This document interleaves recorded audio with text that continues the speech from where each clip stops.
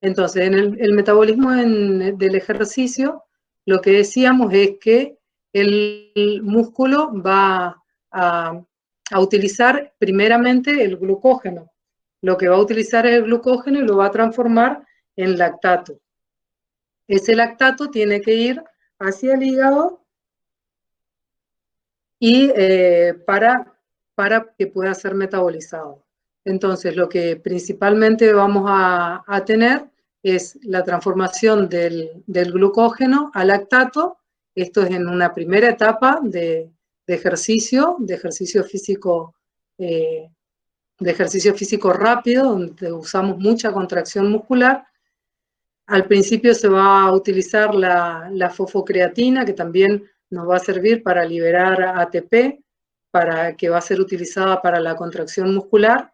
Entonces también vamos a utilizar las reservas de fosfocreatina y vamos a liberar creatina. Y bueno, y luego vamos a tener la utilización de los triglicéridos. Entonces, en un primer momento vamos a utilizar la glucosa, que va a estar depositada en el músculo a través del glucógeno, y eso se gasta rápidamente. Luego se va a transformar en lactato. El lactato va a ir hacia el hígado para que el hígado haga gluconeogénesis y vuelva la glucosa al músculo. También puede utilizar los cuerpos cetónicos. El tejido adiposo puede liberar ácidos grasos que pueden ser utilizados por el músculo a través de la beta-oxidación, que es una de las principales utilizaciones cuando estamos haciendo un ejercicio prolongado. Y ya vamos a tener también una glucólisis aeróbica, no anaeróbica con producción de lactato. Entonces, fíjense que cómo se obtiene la energía a través del ejercicio. Lo primero que se va a consumir es el ATP va a ir disminuyendo de acuerdo a que se libera creatina. Entonces, lo primero que vamos a tener es una utilización de creatina fosfato, se va a liberar creatina a la circulación. El ATP va a disminuir y entonces vamos a comenzar a utilizar el metabolismo anaeróbico, ¿sí? Ay, cada vez que toco se me va a parar. Y este metabolismo anaeróbico va a ser, luego va a llegar un momento, después de unos minutos, que ya no vamos a seguir haciendo glucólisis a través de la formación de lactato, sino que ya vamos a hacer una glucólisis aeróbica con un mayor rendimiento de ATP. Fíjense que ya a los minutos ya vamos a comenzar a utilizar el metabolismo aeróbico, es decir, la glucólisis aeróbica. Y eso en una maratón, por ejemplo, se va a utilizar más el metabolismo aeróbico. Y entonces, fíjense que la creatina genera ATP durante contracciones intensas. Si tenemos una carrera, lo primero que va a ocurrir es que haya una glucogenólisis, es decir, una obtención de glucosa a través del glucógeno, y una glucólisis aeróbica con formación de lactato. Pero ya en una maratón, que es una ejercitación aeróbica, donde fíjense que va a durar mucho más tiempo, una maratón puede durar 3 kilómetros, 5 kilómetros, hasta muchísimo más. Hay maratones de 42 kilómetros, y entonces, cuando estamos frente a una maratón, vamos a utilizar la glucólisis aeróbica, que me va a rendir mucho mayor cantidad de ATP. Entonces, va a haber una relación alta de insulina-glucagón con movilización de ácidos grasos y beta-oxidación. Entonces, sumada a la glucólisis aeróbica, lo que vamos a tener para mantener la cantidad de ATP que necesitamos en la contracción muscular es la beta-oxidación. Bueno, si tienen alguna pregunta mientras voy desarrollando, prendan nomás el micrófono y me preguntan. ¿Sí? Bueno, profe. Bueno, arrancamos entonces con las interrelaciones metabólicas en el estrés. ¿Y qué pasa durante el estrés? Tengo que voy a agrandar la pantalla, así se ve mejor. Hay distintos tipos de estrés. Hay estrés físicos, como por ejemplo cuando estamos frente a un ayuno pre y postquirúrgico. Vieron que cuando nos vamos a operar, a veces hay que hacer unos cuantos días de ayuno, de comer liviano, dieta líquida. También puede ser postquirúrgico, porque también uno puede hacer un ayuno postquirúrgico. También cuando estamos con algunas heridas muy, muy grandes o con infecciones donde estamos con fiebre. También puede ser cuando estamos frente a enfermedades crónicas, como por ejemplo una insuficiencia renal crónica. Todo eso nos produce un montón de estrés. Ni que hablar de un proceso de sepsis. También traumas. Y lo otro que podemos tener, que es muy común en nuestra época, lamentablemente, es el estrés psíquico, donde no tenemos un mayor problema, pero sí nuestra psiquis nos hace de una situación que a lo mejor puede no llegar a ser tan grave, nos incrementa como si fuera un monstruo. También frente al trabajo exagerado, excesivo, sin hora de descanso, también eso puede llevarnos a un estrés. ¿Y cuáles son las hormonas protagonistas del estrés? Las que intervienen principalmente son adrenalina, glucagón, insulina, la beta-lipotrofina y el cortisol. Estas son las principales hormonas del estrés. Entonces, ¿qué se va a liberar frente a un estrés? Y tenemos dos tipos de estrés principales que son un poco diferentes. Podemos tener un estrés crónico o un estrés agudo. Cuando tenemos un estrés agudo, las primeras que se van a liberar son las catecolaminas, ¿sí? Las catecolaminas y el glucagón, es decir, la adrenalina, la noradrenalina y el glucagón. Cuando estamos frente a un estrés crónico de bastante tiempo de duración, lo que más se va a liberar es el cortisol. Y recuerdan, cada una de las hormonas, ustedes ya las habían dado, pero el cortisol principalmente se libera frente a un estrés crónico. ¿Y cuáles serían las diferencias entre un estrés agudo y un estrés crónico?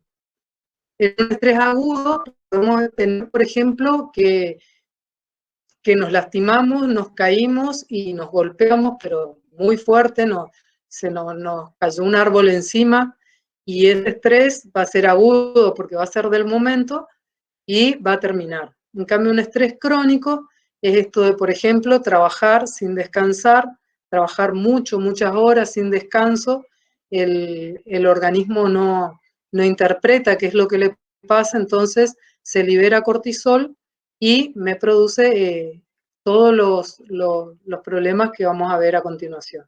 Entonces, frente al estrés, se van a liberar y se tienen que acordar principalmente las catecolaminas, que son adrenalina y noradrenalina, también el glucagón y el cortisol. ¿Y qué van a hacer estas hormonas?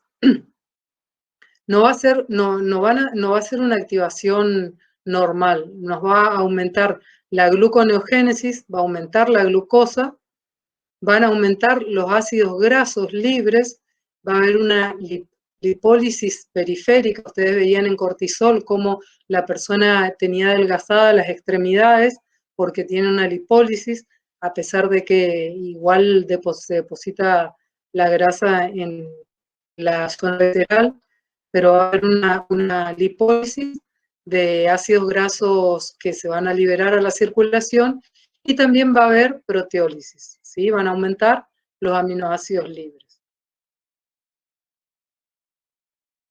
Entonces, ¿qué va a ocurrir? No es una situación normal, no es lo que veníamos hablando de que si estamos, bueno, frente a un ayuno, por ejemplo, prolongado, también podríamos tener una situación de estrés.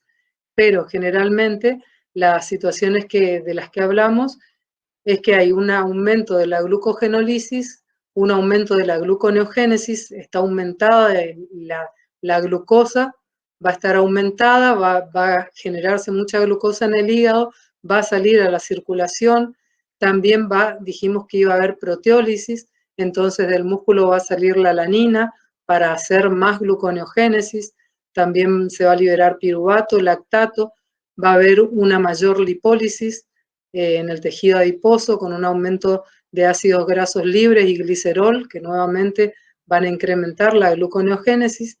¿Y cómo van a estar las hormonas? Dijimos que el glucagón va a estar aumentado, la adrenalina va a estar aumentada, el cortisol y la hormona de crecimiento van a estar aumentadas. ¿Quién va a estar baja? La insulina, porque tenemos mucha glucosa y estamos haciendo mucha gluconeogénesis. Y a través de los sistemas, fíjense, cuando estamos frente a un estrés, que puede ser físico, emocional o una hipoglucemia, se van a activar los neurotransmisores, que lo que van a hacer es que la propiomelanocortina, ¿se acuerdan? La hormona esta, la enzima grande se corta en ACTH y en beta-lipotrofina, que va a actuar sobre la glándula suprarrenal para aumentar la concentración de cortisol. Se va a liberar cortisol, que va a ir a la hipófisis, y lo que me va a incrementar también es la adrenalina y la noradrenalina. Todas estas son las enzimas, las hormonas, perdón, que van a estar en juego frente a una situación de estrés.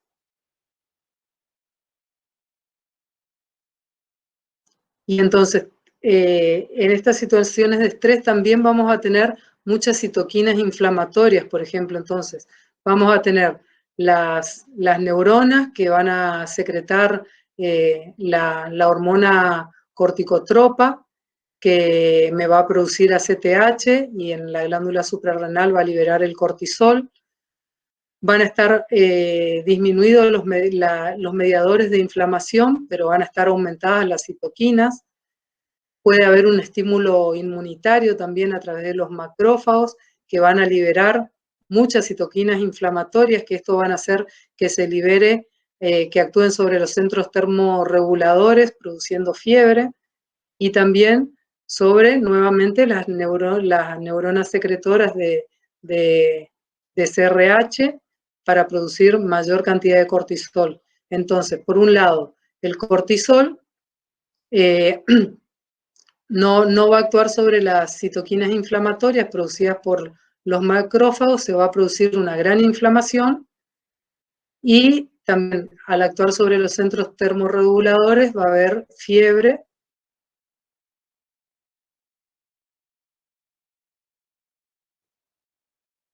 Vamos a tener en el músculo, vamos a tener un mayor catabolismo proteico con formación de aminoácidos, con liberación de valina, leucina, isoleucina. Todos estos son aminoácidos de cadena ramificada, no ramificada, que van a generar ATP. También se va a formar alanina y glutamina, que van a salir a la circulación junto con más aminoácidos, y va a haber un mayor ingreso de glucosa al músculo por esta liberación de cortisol. Y entonces, ¿qué va a pasar frente al estrés? Nuestro sistema se va a defender.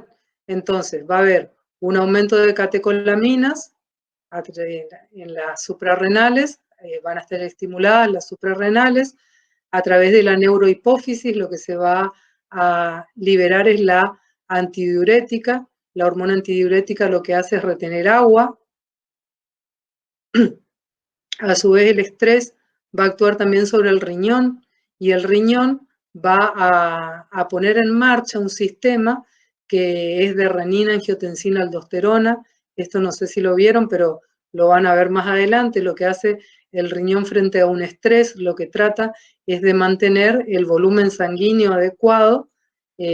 Por ejemplo, si baja mucho el gasto cardíaco, lo que hace el riñón es retener sodio y agua para tratar de reponer la volemia, ¿sí? Si estamos frente a un estrés, depende qué tipo de estrés sea, pero por ejemplo, si estamos frente a una cirugía, o que nos amputaron una pierna frente a un trastorno grave, va a ocurrir esto, que nos va a bajar la volemia, entonces el riñón va a poner en marcha el sistema renina-angiotensina-aldosterona para retener sodio y agua para tratar de reponer la volemia, y esto junto a la retención de agua a través de la hormona antidiurética liberada por la neurohipófisis, va a retener también agua, y todo esto va a tratar de mantener la volemia adecuada.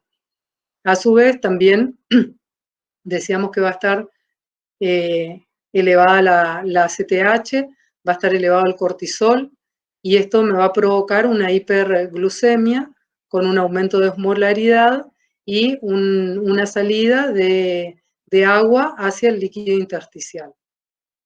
El glucagón y la insulina va a estar disminuida, y todo esto va a generar mayor hiperglucemia. Vamos a tener mucha glucemia circulante con pérdida de osmolaridad y salida del líquido hacia los intersticios. Entonces va a ver esa volemia que se está tratando de recuperar a través de la hiperglucemia. Lo que vamos a tener es una pérdida y un edema en los intersticios.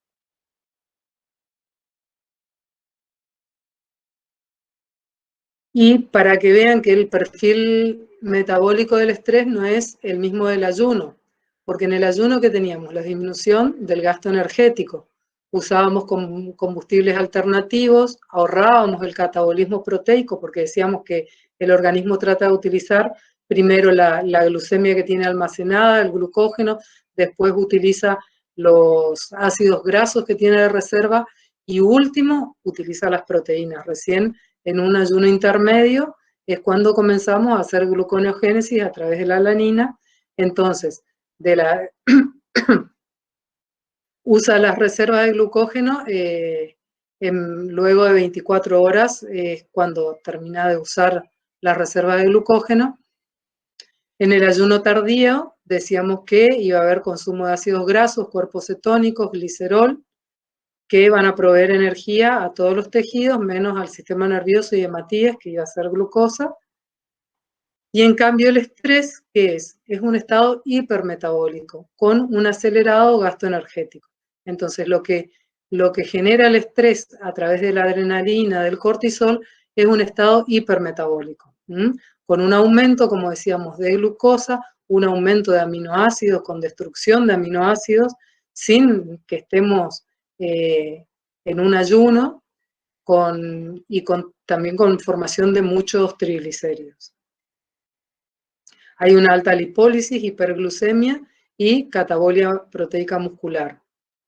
Una resistencia periférica a la insulina, y todo esto es lo que me produce el estrés. Entonces, tienen que diferenciar bien el ayuno del estrés, que fíjense que es muy diferente un estado hipermetabólico a que se hayan consumido todos los metabolitos y que por eso se ponen en marcha los mecanismos compensatorios. En este caso hay un estado de mucha destrucción debido al acelerado gasto energético y lipólisis, hiperglucemia y catabolismo proteico. ¿Y por qué, a qué se debe esto? ¿Por qué el estrés está, por qué ocurre esto de liberación de adrenalina, de cortisol? En realidad es un estado que nosotros heredamos de la prehistoria, digamos. Entonces, ¿qué es lo que pasa cuando una persona, qué pasaba antes cuando una persona tenía que enfrentar a un animal grande, gigante? ¿Qué hace? Libera adrenalina, libera cortisol, y lo que hace el organismo es gastar mucho, como para darle mucha energía a la persona para que se pueda escapar de ese animal.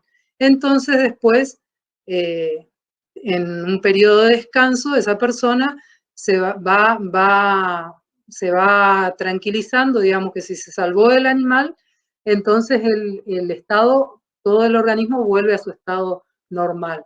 Entonces, ¿qué va a pasar en esos estados hipermetabólicos? Va a haber mucha liberación de proteína, va a haber hiperglucemia y va a haber lipólisis, como para proveer a la persona de que se pueda escapar del animal, o frente a alguna injuria grave que le produce, o sea, en ese momento el organismo no va a derivar hacia una digestión, por ejemplo, porque nosotros no vamos a estar comiendo, sino que vamos a estar escapándonos o estamos frente a una cirugía, hacia algo que nos está agrediendo muy grande, entonces el organismo trata de ahorrar todo y producir ese estado hipermetabólico para poder defendernos. ¿Qué pasa con el estrés crónico, con el aumento de cortisol en el tiempo? Con el estrés crónico, con el sedentarismo, la falta de movilidad, más la comida que estamos ingiriendo y el poco tiempo de sueño, lo que hace el cortisol, que es un estado más crónico, no es tan repentino, y creo que ya lo habrán visto, trata de considera como que el organismo está frente a algún peligro, y entonces no se logra reponer, y si esto lo mantenemos en el tiempo es cuando tenemos el estrés crónico, con todos los componentes dañinos que nos produce un estrés crónico. Bueno, y esto simplemente cómo aumentan los estados hipercatabólicos y los están dañando glucosa que en realidad no se está consumiendo. ¿Se entendió hasta ahí?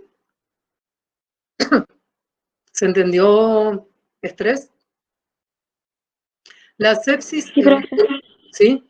La sepsis es un poco más compleja porque, bueno, son un montón de mecanismos que se ponen en marcha y bueno, y dependen principalmente son estados de catabolismo que, bueno, la persona cuando está internada tienen una alteración en el metabolismo, no solamente la glucemia, sino también en el metabolismo ácido básico y bueno, y tiene un componente bastante grave, digamos, y es muy variable porque depende la persona séptica si la noxa es una bacteria o si es alguna otra, si es un virus, entonces depende si es una cirugía, si hubo alguna iatrogenia, muchas veces son procesos iatrogénicos o operaciones muy prolongadas y graves que, bueno, que se ponen en marcha muchos mecanismos. Con respecto a la diabetes no controlada parecería un proceso de metabólico a un ayuno. Y entonces, ¿qué es lo que va a pasar? Hay una diferencia entre la diabetes tipo 1 y la tipo 2. Esto es a grandes rasgos y después van a haber diabetes más adelante, quizás también les toque algún casito con personas que son diabéticas, y tenemos dos tipos de diabetes. Uno que es insulino dependiente y otro que es insulino independiente. Hay otras clasificaciones más, también en la embarazada hay clasificaciones, y hay también otra diabetes bueno, que se llama diabetes MODI. Pero lo que vamos a ver principalmente, porque es solo para ver el metabolismo, es la diabetes mellitus, que es la que depende de insulina. Tenemos una diabetes que es dependiente, insulino dependiente, que fíjense que acá las células pancreáticas son las que van a liberar el glucagón para que pueda formarse la glucosa. Cuando estamos frente a una diabetes, el problema es que la insulina no funciona bien, y entonces la glucosa no puede ingresar a las células. Y entonces, ¿qué es lo que se va a producir? Vamos a tener mucha glucosa circulante, pero la glucosa se va a acumular en sangre y no va a poder ingresar ni al tejido adiposo. Se van a acumular también ácidos grasos, entonces un diabético tiene hiperglucemia, tiene hipertrigliceridemia, los triglicéridos van a aumentar, se van a acumular, van a salir del hígado, porque el hígado va a tener mucha glucosa, va a interpretar que va a formar VLDL, va a exportar, entonces vamos a tener muchos ácidos grasos circulantes, vamos a tener estados hiperglucémicos, donde la glucosa va a estar alta, por eso es que el glucagón va a ser el que va a estar estimulado, y la insulina no va a funcionar. Pero la insulina tiene trastornos para ingresar, no permite que no se puede unir a los receptores de las células, entonces la glucosa no puede ingresar a las células. Y también tenemos una diabetes que no depende de insulina, donde también vamos a tener un aumento, vamos a tener la insulina funcionante, pero lo que vamos a tener es que la glucosa no va a poder ingresar al tejido adiposo, van a haber triacilgliceroles que también se van a acumular en sangre y tampoco van a poder ser metabolizados en el tejido adiposo, y la glucosa se va a acumular, va a tener también prohibida la entrada al músculo, entonces lo que más se van a generar son los triacilgliceroles, la glucosa en sangre, y los kilomicrones tampoco se van a poder procesar. Y cuando hablamos de diabetes insulino dependiente, son las personas que tienen que inyectarse insulina porque la insulina directamente no es secretada, los islotes del Langerhans del páncreas están totalmente destruidos. En general se cree que la diabetes tipo 1 es insulino dependiente porque a la persona hay que darle insulina. Y en general se presenta en personas jóvenes y que tienen algunos trastornos inmunológicos. No se sabe muy bien qué es lo que produce la destrucción de las células del páncreas, pero las personas que son insulinodependientes directamente no tienen insulina. En cambio, las personas que tienen diabetes mellitus, que tienen una forma distinta de diabetes, lo que les sucede es que pueden generar insulina, pero esa insulina no puede, los receptores de insulina no permiten que la insulina interaccione con los receptores y entonces la glucosa tampoco entra a sangre. ¿Cuál sería la diferencia entre los dos cuadros? En los diabéticos vamos a tener, diabéticos tipo 2, vamos a tener acumulación de triglicéridos, podemos tener estados hiperglucémicos, pero con un poco de insulina disponible. En cambio, las personas que son insulinodependientes, lo más probable es que frente a un cuadro de hiperglucemia, lo que formen son cuerpos cetónicos, porque la insulina directamente no funciona, no entra nada de glucosa, todo se deriva a cuerpos cetónicos, entonces tienen la cetoacidosis diabética, que los puede llevar a la internación. Y en general, muchas veces un diabético tipo 1, donde ya tiene una gran destrucción del páncreas, puede llegar a debutar con una internación por una acidosis debido a los cuerpos cetónicos. Y por último, ¿qué pasa con los desafíos al balance calórico? Entonces tenemos por un lado, fíjense, una parte de familia muy bien nutrida y demasiado nutrida, personas obesas que comen muchos carbohidratos y lípidos, y tenemos las personas que son anoréxicas, que no tienen nada de alimentación, algunas por elección, otras si nos vamos al África es por lamentablemente no tener disponible comida. Y bueno, y en general la anorexia es un problema más psicológico de trastorno de que se ven gordas frente al espejo. Y fíjense, gráficamente la anorexia nerviosa tiene todas las A. Presenta anorexia, es decir, que no quieren comer, hay adelgazamiento, amenorrea, es decir, que no tienen menstruaciones, y alteración del esquema corporal, por lo que decíamos, frente al espejo se ven gordas y entonces no quieren comer. ¿Y qué pasa en estas personas? Consumen sus proteínas. Al tener, estaríamos como si fuera un ayuno prolongado, pero encima con una baja masa muscular, y esto ocurre mucho en las personas menores, en adolescentes, y es muy grave, sobre todo en los menores de 15 años, donde esa pérdida de ese consumo de proteínas puede llevarlas a un estado que si luego come normalmente, igual quede con una masa muscular disminuida. Y ese es el peligro de la anorexia en la adolescencia o cuando son más pequeños. Las bulimias nerviosas, fíjense que tiene 4C: compulsiones, comilonas, control excesivo de peso y catarsis autoinducidas. ¿Y qué son las catarsis autoinducidas? La persona come, en general, la persona que tiene bulimia suele tener un peso más elevado, no estamos frente a la anorexia donde hay consumo de proteínas, sino que estamos frente a personas que tienen un poco más de masa muscular, pero tienen eso, comen mucho y luego cuando se ven al espejo vomitan, toman laxantes como para tratar de eliminar la comida. Por otro lado, tenemos la obesidad, donde ya estamos hablando de un índice de masa corporal mayor a 30, donde tenemos las 4, fíjense, una anorexia aumentada, es decir, un deseo de comer, un olvido de control de peso.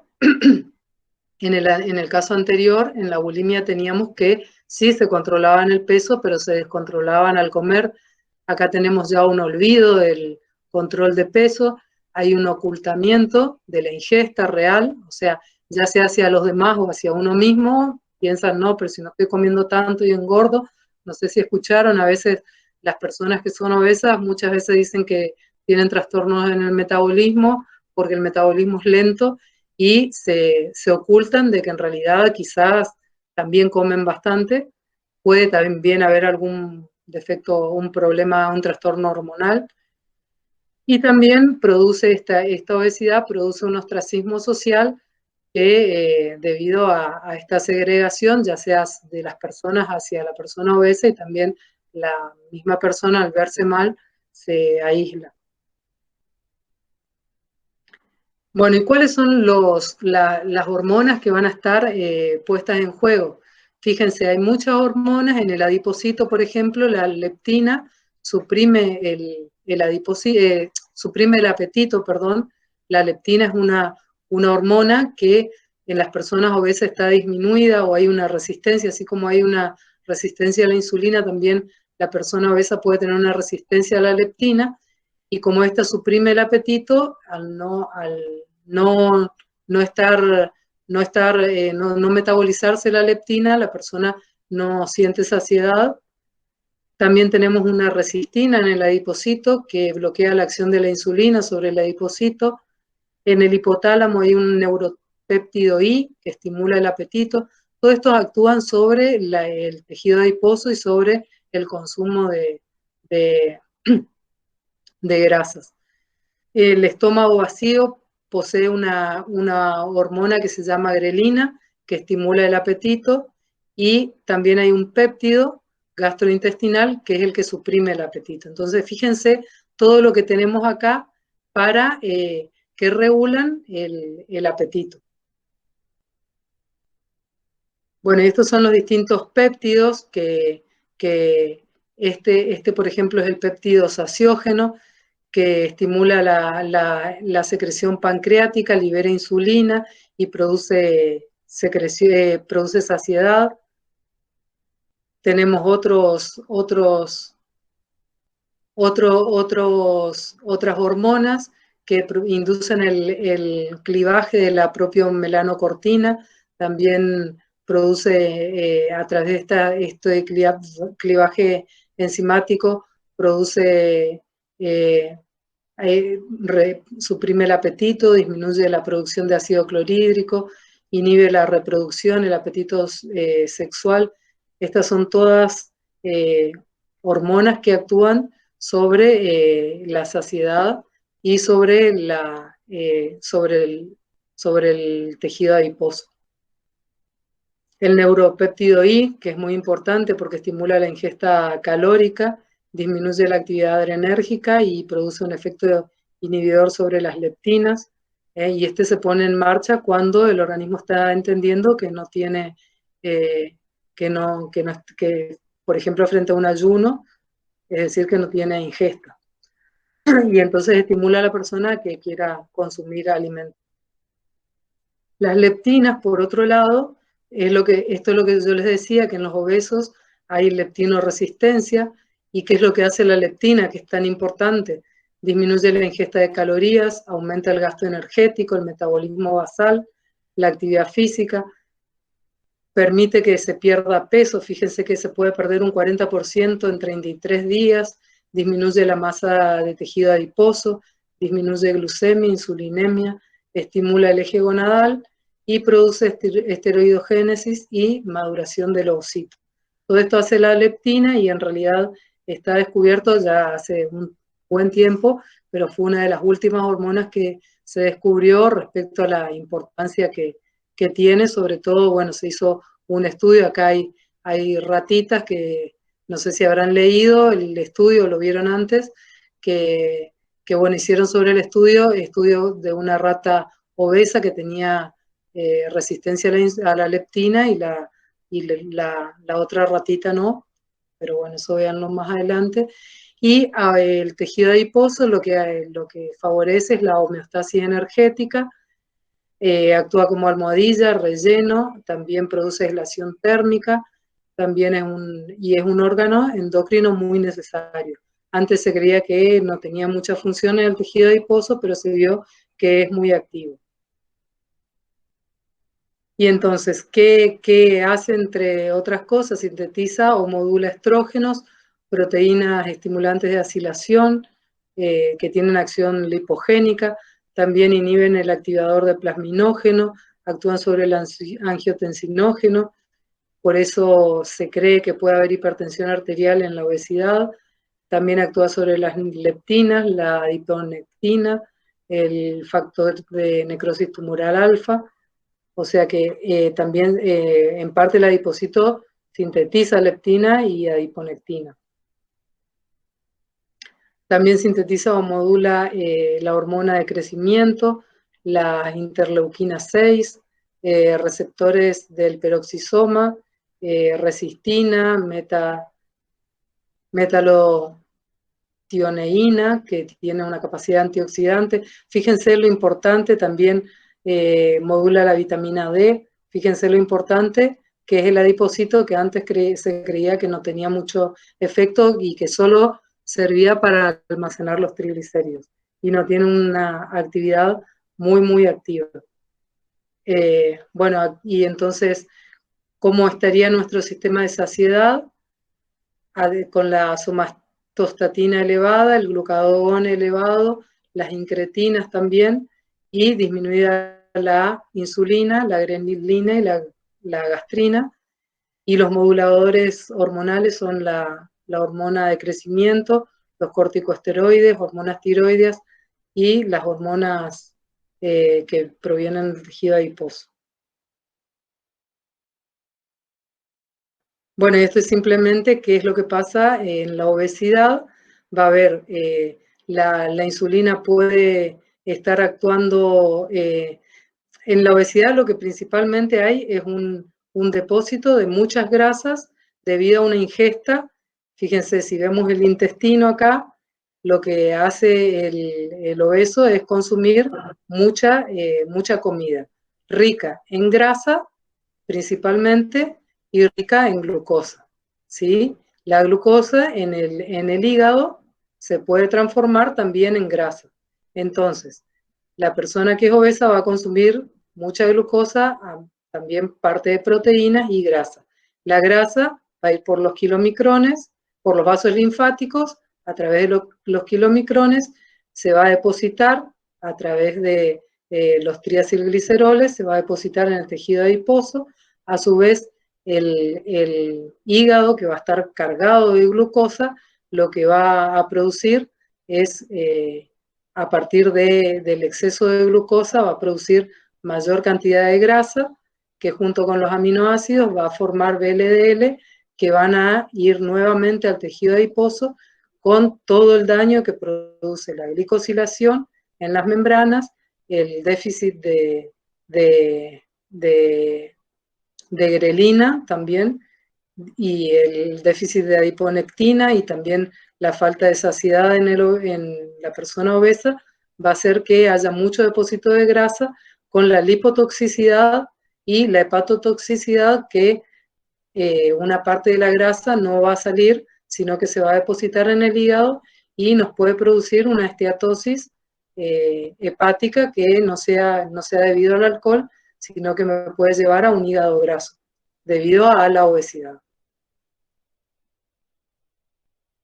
Bueno, y ahora para terminar vamos a resumir así rapidísimamente qué pasa en la ingesta. Hay un alto nivel de glucosa que va a ingresar al músculo. El músculo va a utilizar la glucosa para obtener ATP. También va a ir al cerebro principalmente. Se va a depositar una parte como glucógeno, tanto en hígado como en músculo. También la glucosa va a ir al tejido adiposo, y en el tejido adiposo se va a acumular como triacilgliceroles. Cuando estamos frente al ayuno leve, vamos a tener que la glucosa va a ir también al músculo, va a ir al cerebro. Ya fíjense que no se va a sintetizar, no se va a depositar como glucógeno, sino que en el ayuno leve el glucógeno va a utilizarse, se va a transformar en glucosa. Una parte va a ir al músculo, que también va a utilizar el glucógeno que está acumulado, ya va a utilizar el glucógeno formando glucosa para la síntesis de ATP. El cerebro va a utilizar, va a producir ATP a través de la glucosa. A su vez, fíjense que del tejido adiposo estamos frente a un ayuno que ya es más prolongado, entonces van a salir los ácidos grasos y el glicerol del tejido adiposo. El glicerol va a producir glucosa a través en el hígado, se va a producir gluconeogénesis y va a producir mayor cantidad de glucosa. Los ácidos grasos van a ir al hígado para producir cuerpos cetónicos. Ya estamos hablando de un ayuno prolongado. Esos cuerpos cetónicos, cuando ya es muy prolongado, van a ir hacia el cerebro para ser utilizados por el cerebro, que va a utilizar la glucosa disponible y también los cuerpos cetónicos. Y a su vez los ácidos grasos van a ser utilizados por el músculo y va a producir beta-oxidación.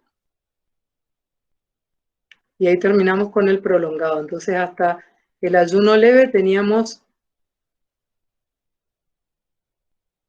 esperen que hasta el ayuno leve teníamos la metabolización en el cerebro, la utilización del glucógeno, y ya con un ayuno leve tenemos utilización del glucógeno. Para que quede claro que este ayuno leve era después de que ingerimos la comida y no comimos por más de 4 horas, entonces ya usamos las reservas de glucógeno que no duran tanto tiempo, ¿sí? Ya con 8 horas ya tenemos el ayuno más prolongado, que en ese ayuno prolongado teníamos los 3 estadios. Podíamos tener un ayuno leve, intermedio y prolongado. Y ya en el prolongado es cuando utilizamos los cuerpos cetónicos para el cerebro. Recuerden que cuando estamos frente a un ayuno prolongado, el cerebro utiliza principalmente cuerpos cetónicos porque la glucosa está muy disminuida. Frente al ejercicio o al estrés, ¿qué iba a pasar? La glucosa iba a ingresar al músculo, se iba a transformar en lactato. El lactato iba a ir al hígado porque el músculo no lo puede procesar, porque también tanto en el ejercicio como en el estrés va a estar presente la adrenalina. Me olvidaba de mencionar la adrenalina en el ejercicio, que es muy importante, porque no solo va a ponerse en marcha el glucagón, sino también la adrenalina, que es la que va a producir la contracción muscular. Y eso me olvidaba decirle, así que no olviden la adrenalina en el ejercicio para que se produzca la contracción muscular. Y todo esto va a hacer que se genere lactato, el lactato va a ir al hígado para hacer glucosa, se van a liberar los ácidos grasos del tejido adiposo para hacer gluconeogénesis, se va a utilizar el glicerol, el músculo va a utilizar los ácidos grasos para realizar beta-oxidación y el cerebro va a utilizar la glucosa que esté disponible.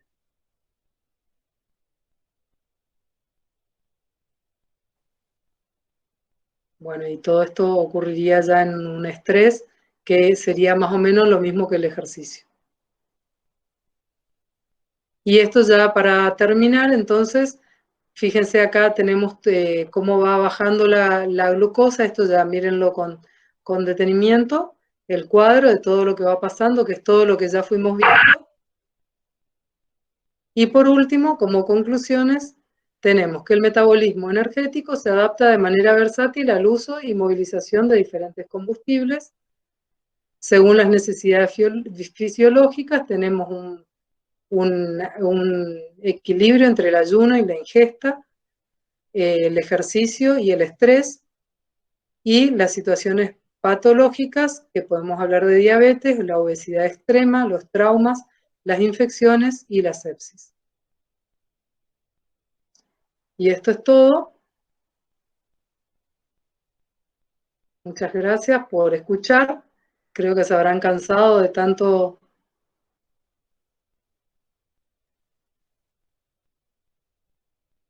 hablar, y ahora quisiera saber si se entendió, si tienen alguna pregunta.